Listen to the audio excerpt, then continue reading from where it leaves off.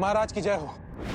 क्षेत्रवासियों ने अयोध्यापति राम से सहायता की गुहार लगाई है और वो अपनी सेना के साथ इसी ओर अग्रसर है। उनके अनुज भरत भी उनके साथ है। सुना है कि कौशल की सेना अत्यंत बलशाली है और प्रचंड है। यदि युद्ध हुआ तो हम उनसे कदापि नहीं जीत पाएंगे महाराज।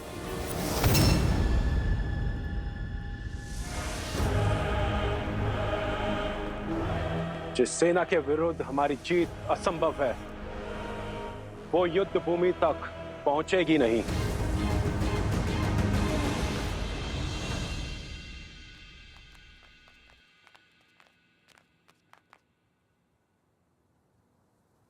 कुश, ये तो कोई आश्रम प्रतीत होता है। कदाचित आज भाग्य में किसी महान ऋषि से भेंट का आनंद लिखा है।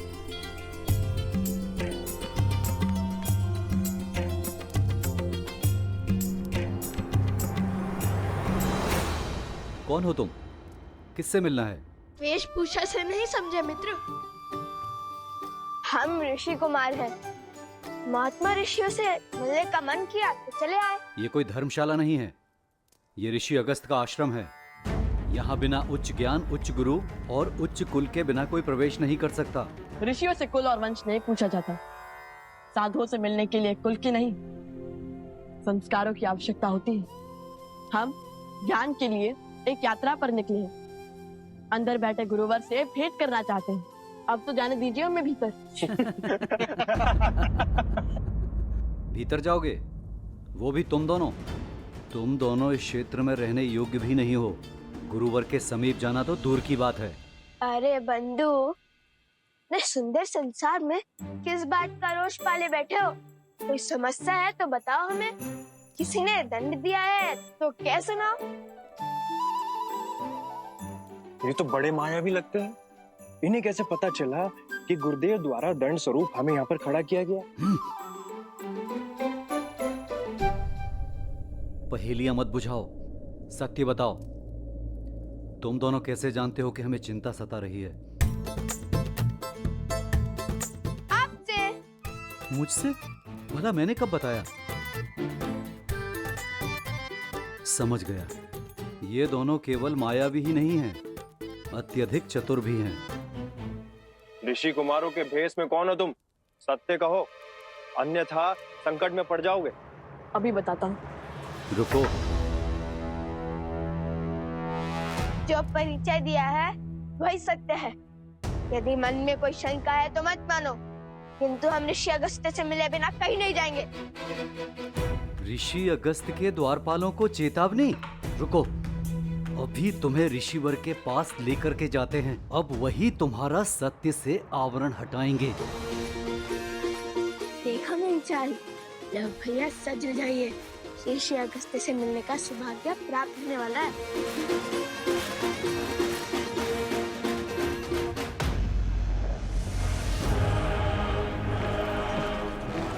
वो देखिए महाराज, राम की सेना घाटी में प्रवेश कर चुकी है।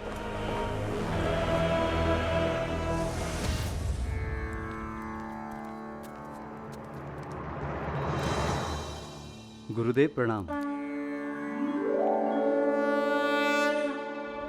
गुरुदेव, ये बालक आपसे मिलने की हट कर रहे थे। वेश तो किसी ऋषि कुमारों वाला है, किंतु आत्मविश्वास किन्हीं राजकुमारों सा है। इतना अहंकार तो किसी मायावी दानव में नहीं होता जितना इन दोनों में है। जानते हो ये दोनों कौन है? अवश्य, मायावी धूर्त हैं दोनों। नहीं, अयोध्यापति श्री राम और देवी सीता के पुत्र लवकुश हैं। प्रभु श्री राम और सीता माता के पुत्र? हमें क्षमा कर दीजिए, हमें क्षमा कर दीजिए ऋषि कुमार, नहीं राजकुमार। आपको पहचानने में हमसे भूल हो गई। उठो उठो मित्र।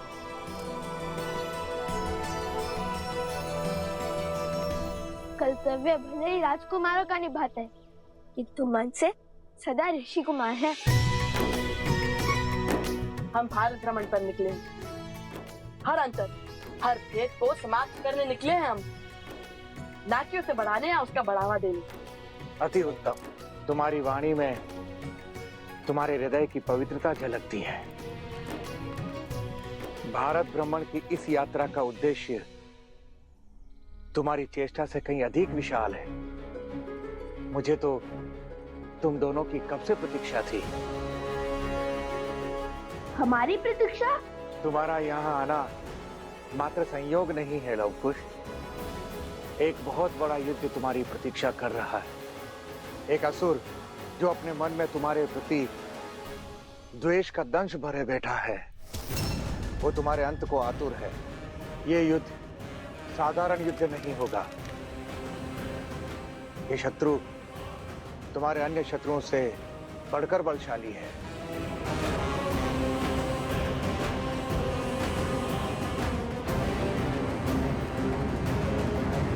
वो भी तुम दोनों की भांति पितृभक्त है, जो अपने पिता की मृत्यु का प्रतिशोध लेने का प्रण लिए बैठा है। कौन है वो असुर? कुंभकर्ण पुत्र देवावीर।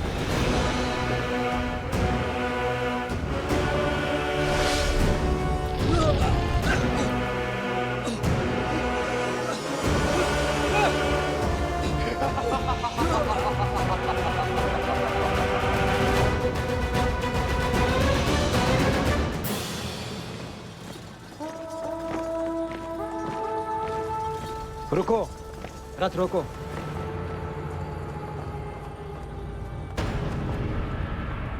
भरत, तुम सेना को लेकर आगे बढ़ो। मेरे पीछे सेना की एक छोटी टुकड़ी पीछे छोड़ते हुए सेना का नेतृत्व करो। मैं तुम्हें इस युद्ध की बागडोर सौंपता हूं। ये मेरे लिए सम्मान की बात होगी भैया, विश्वास रखिए, मैं आपको निराश नहीं करूंगा। और भरत के होते हुए श्री राम को युद्ध भूमि में पग रखने की आवश्यकता नहीं होगी।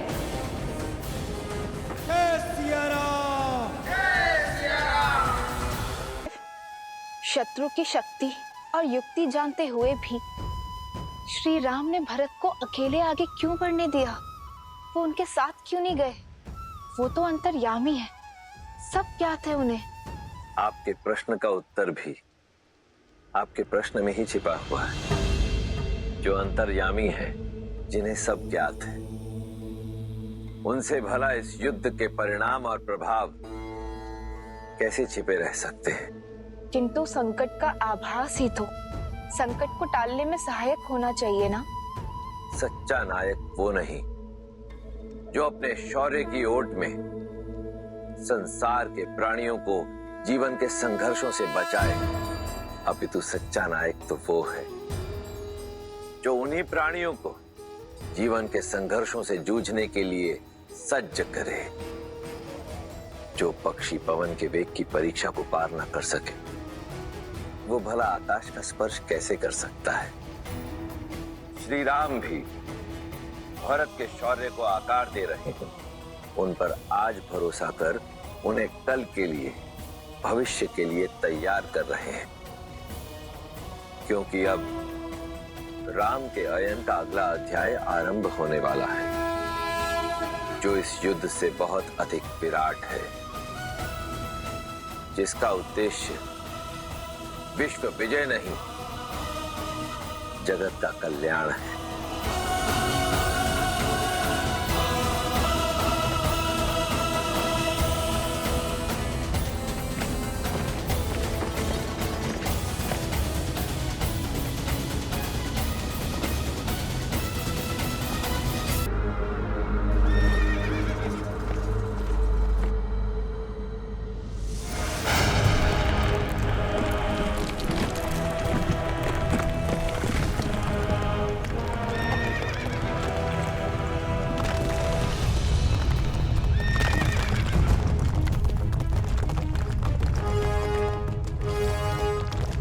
आगे बढ़ो शीघ्र।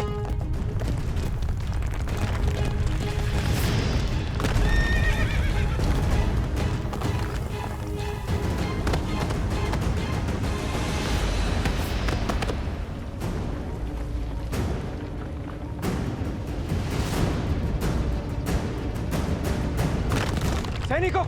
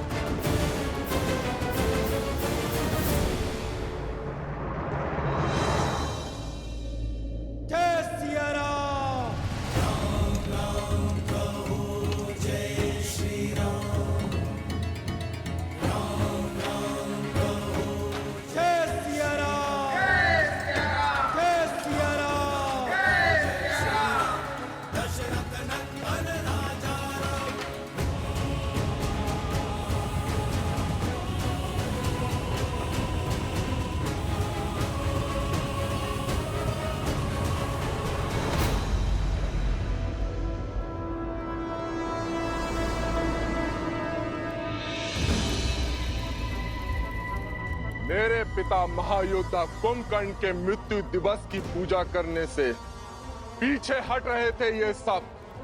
मैंने इन्हें ही मृत्यु का दंश दे दिया।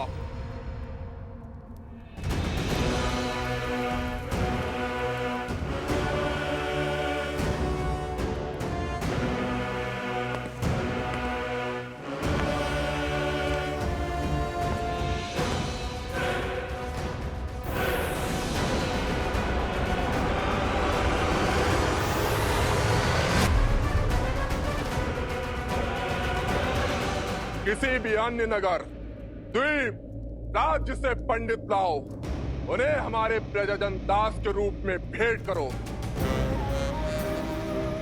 साम, दाम, दंड, भेद कुछ भी करके उन्हें यहाँ लाओ।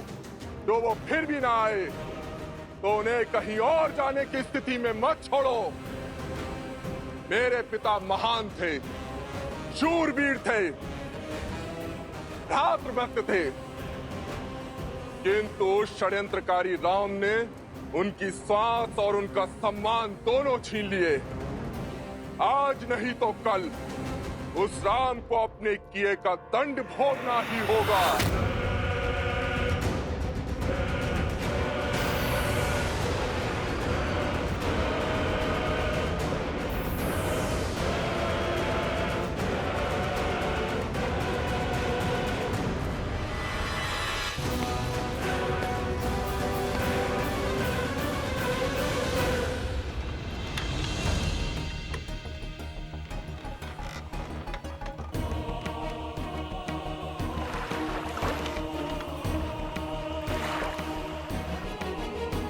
यहाँ से पूर्व की ओर जो द्वीप है, वही है कुंभकर्ण के सौतेले पुत्र देवामित का साम्राज्य।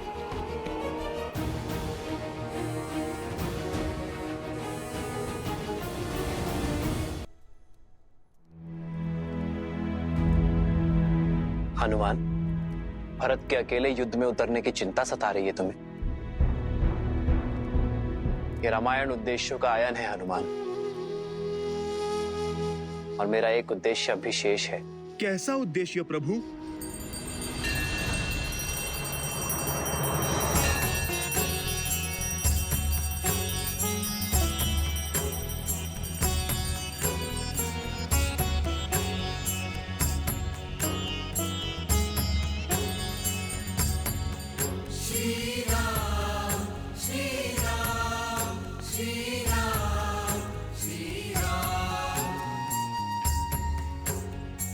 दशरथ पुत्र राम का नमन स्वीकार करे ऋषि कुंभोधर।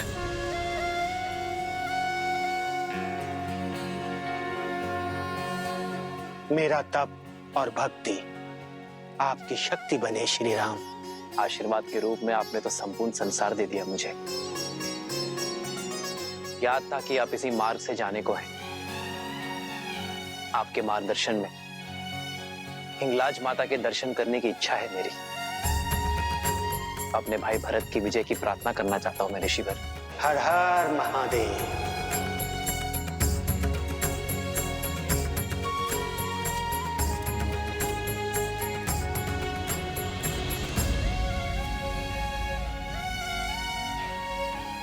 प्रभु, प्रभु मार्ग बहुत लंबा है और विकट भी। ऐसे आप बिना पादुकाओं के आप कैसे? जगत जननी के दर्शन करने जा रहा हूं मैं हनुमान। जितना कष्ट सहूंगा उतना ही उत्तम होगा, और फिर सुख की शैया से दुख की धरा में उतरने को ही तो संतुलन कहते हैं। मां के द्वार पर सब समान है। वहां ना ही कोई राजा है और ना ही कोई रंक, सभी याचक हैं, सभी श्रद्धालु हैं।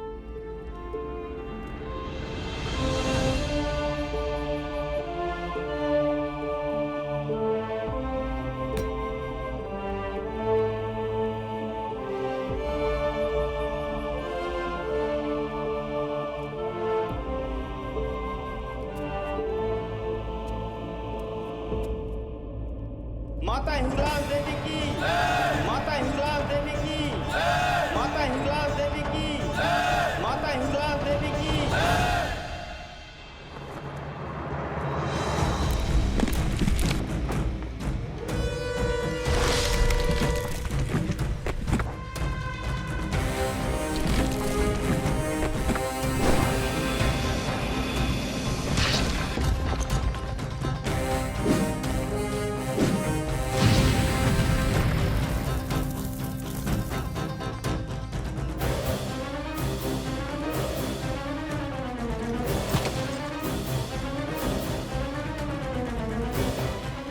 आगे बढ़ो शीघ्र।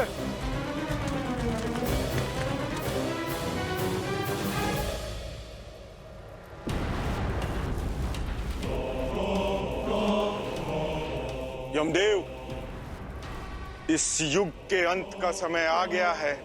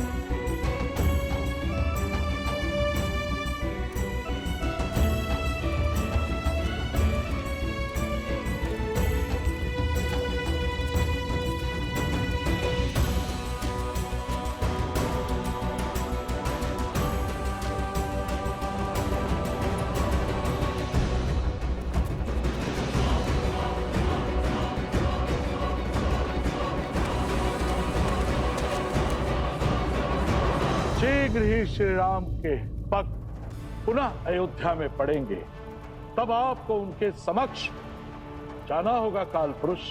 और आप जैसे ही उनके समक्ष जाएंगे वैसे ही श्री राम विधि के विधान को समझ जाएंगे और अपनी देह को त्याग देंगे।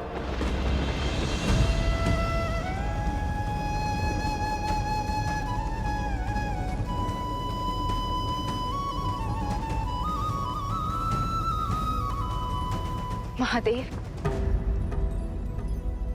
मन की शंका सत्य का रूप ले रही है। महादेव, ये नियति का कैसा लेख है।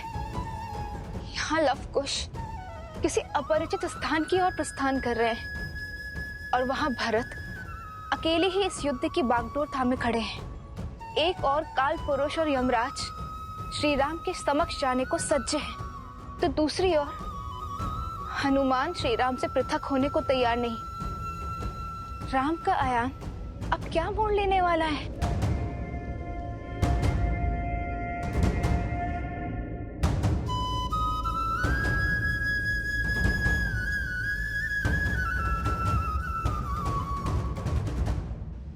क्या परम भक्त हनुमान अपने श्री राम का देह त्याग सह पाएंगे? जब उन्हें ज्ञात होगा कि काल का चक्र स्वयं श्री राम पर ही चलने वाला है, तब हनुमान को कौन रोकेगा, कौन संबल देगा उन्हें?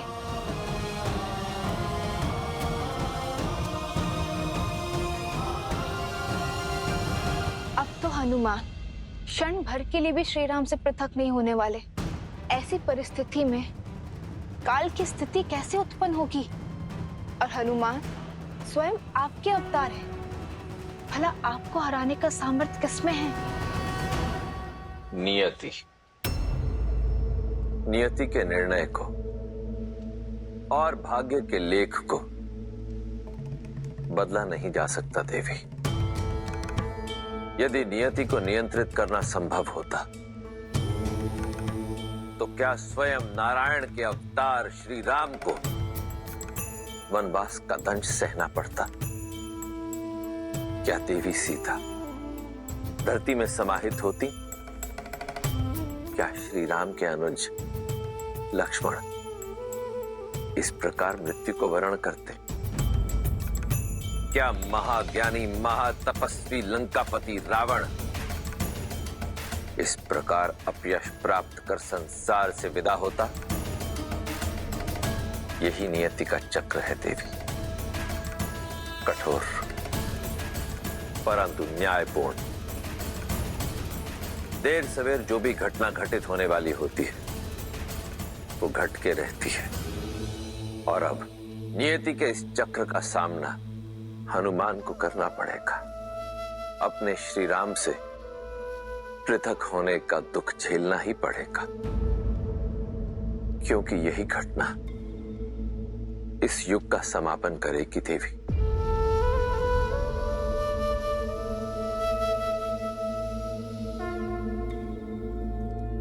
हिंगलाज देवी की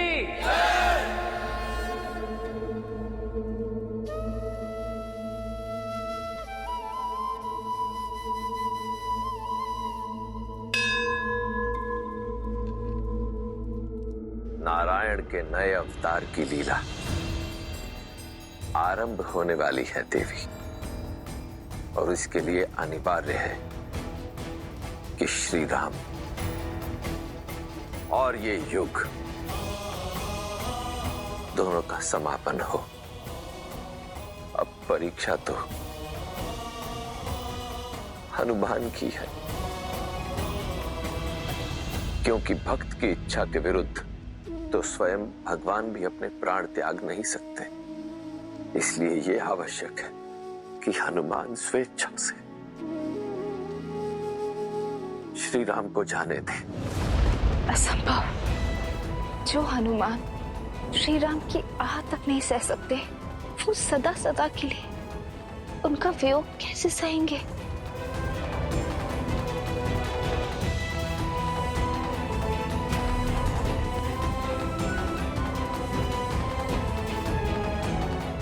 हनुमान, मैं कुछ समय यही ध्यान लगाना चाहता हूं,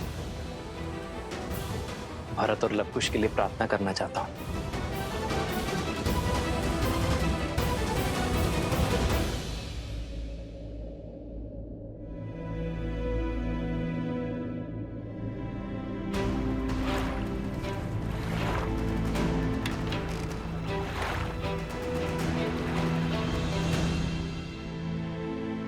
जब तक हनुमान श्री राम के साथ हैं, तब तक काल का उन तक पहुंच पाना असंभव है।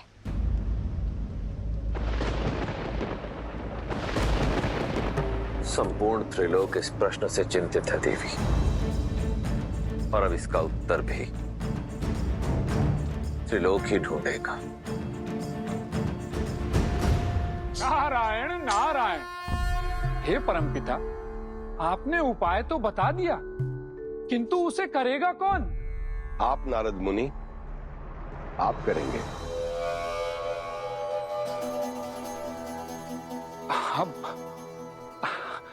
अद्भुत अद्भुत परमपिता। आप देखिए, मैं अपना हर कार्य मन में आनंद और मुख पर मुस्कान के साथ करता हूं, और नियति के संचालन में प्रभु श्री हरि मेरा उपयोग करते हैं, किंतु साक्षात महादेव के अंश श्री हनुमान के साथ ये नहीं नहीं नहीं नहीं नहीं, नहीं। आप परमपिता, इस घोर संकट को हम मोल नहीं ले सकते। नारायण नारायण। हे परमपिता, यदि भूल से भी हनुमान को इस छल का आभास हो गया, तो वो मुझे कहीं से भी खोज निकालेंगे, और यदि बात प्रभु श्री राम पर आई, तो उसमें तो वो मेरे ही समान है, प्रभु श्री हरि के भक्त। किंतु इस छल के पश्चात हनुमान किसी को भी क्षमा नहीं करेंगे। तब तो हरि का आगमन टालना होगा, क्योंकि जो कार्य हरि के परम भक्त नारद मुनि करने से कतरा रहे हैं, तो उस कार्य को और कौन संपूर्ण करेगा? माता। और यदि ये कार्य नहीं हुआ, तो नीति का चक्र रुक जाएगा। इसलिए श्री राम पर से हनुमान का ध्यान हटाना बहुत ही आवश्यक है। परंतु माता, ये तो लवकुश के साथ भी अन्याय ही होगा ना?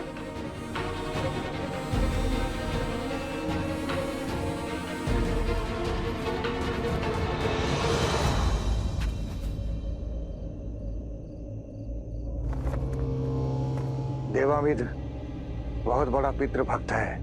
वो अपने पिता को ईश्वर के समान पूजता है। वो राजा तो बन गया, किंतु उसकी दरिद्र प्रजा संसार को उपहार के रूप में बांटी जाती है। अपनी युक्ति और नीति से उस क्षेत्र के 7 द्वीपों पर उसका आधिपत्य है। उसके लिए संपूर्ण संसार में कोई महत्व रखता है तो वो है उसका पिता कुंभकर्ण। उसका एक ही उद्देश्य है, अपने पिता कुंभकर्ण की मृत्यु का प्रतिशोध लेना